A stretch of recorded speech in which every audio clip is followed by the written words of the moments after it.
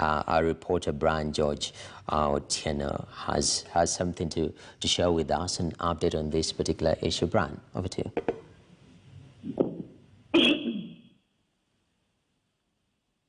Thank you about that. We have been in a seminar where we were. Yes, Brian, continue. We can get you. Okay, so we have been in a meeting with the KEPROBA, which is the Kenya Export Promotion and Branding Agency, and they were just giving us an overview of the report of the exports for Q1 and Q2 in 2020. And so the numbers are really interesting, and I'll just give a brief of it before we now delve into the Kenya-Somalia relations. So the overall trade performance in August, that was from January to August, was 423 billion shillings, which was an increase by 20 billion shillings from last year between the same period, which is January to August. Now the imports reduced by 1.053 billion. Of course, owing to the fact that there was a lot of lockdown that was instituted by the government in order to control the COVID-19 pandemic from flooding the country. But then, interestingly, let's look at the balance of trade, which was reported to have improved by the KEPROBA, which was formerly Brand Kenya. The KEPROBA is now an amalgamation of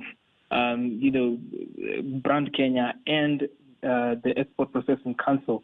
So KEPROBA reported that the balance of trade has improved by 19%, which accounts for 145 billion Kenya shillings. Among the top 10 markets for Kenya, I'll just give 5 because we don't have as much time, but I'll just give the top 5 markets. Interestingly, Uganda is Kenya's biggest market in each and everything, which is ranging from agricultural produce onto even tourism. So Uganda, then followed by Pakistan, then UK, and then the USA, and finally Netherlands, which comes number 5. Somalia, which has now announced cutting ties with Kenya, with diplomatic ties with Kenya, comes at number 13, which is pretty interesting because the main product that we Kenyans export to Somalia in terms of the balance of trade is miraa, which is scientifically known as cat. So Somalia has cut ties with Kenya, and they've released a statement today, and they're saying it is owing to the visit by the Somaliland Prime Minister to Kenya. And so that explanation now gives, when you give it more perspective as an exporter, as a person who does trade with this particular country, Somalia, it means we are going to lose a significant market in Somalia for miraa. But interestingly enough, our competitors, Ethiopia, already have inroads into Somalia, and they're supplying miraa in that country. And so earlier on, we were able to speak to one of the miraa exporters, and I asked him which markets are they now looking at in terms of this particular product that is very important to the people of Mount Kenya, particularly the Meru County, Meru, Tharaka-Nithi, and the Chukai, Gambangombe, and those of other areas which mainly produce miraa. And this is what he had to say, that Somalia might have cut ties, but there are other markets they're looking to export to. And what they only need is the policies to be harmonized. They're looking at markets like Djibouti, Mozambique, interestingly, the DRC, Yemen, and finally they're looking at a market in Israel.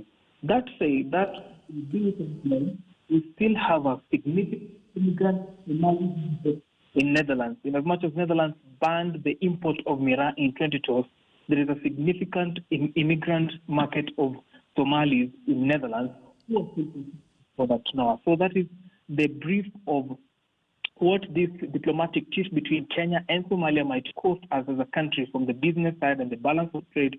But still, all hope is not lost because there are other markets that we can tap into.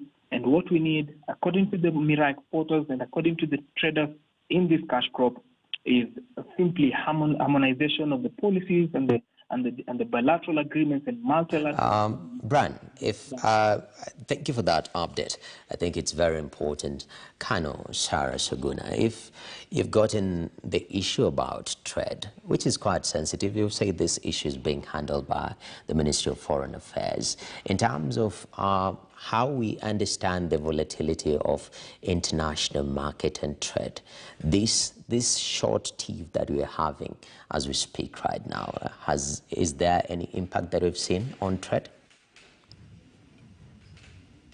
Like I did mention that issue is being handled by Minister of Foreign Affairs, so we leave it at that. But I also wish to say this, that every country exists to do business with other countries, and there'll always be new opportunities and new frontier that a country can be able to open up. And therefore, there is no one country that will only be looking at certain specific traditional markets.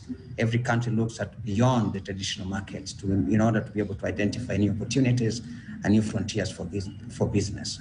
And therefore, if a country does not do that, then certainly it's a country that may not have a lot of economic progress. And Kenya, being one of the countries that survives a lot, doing business, we'll always be, on the lookout for new opportunities. Whenever one can come up, then you look at its potential and then make a decision whether to go for it or not. Thank you very much, sir.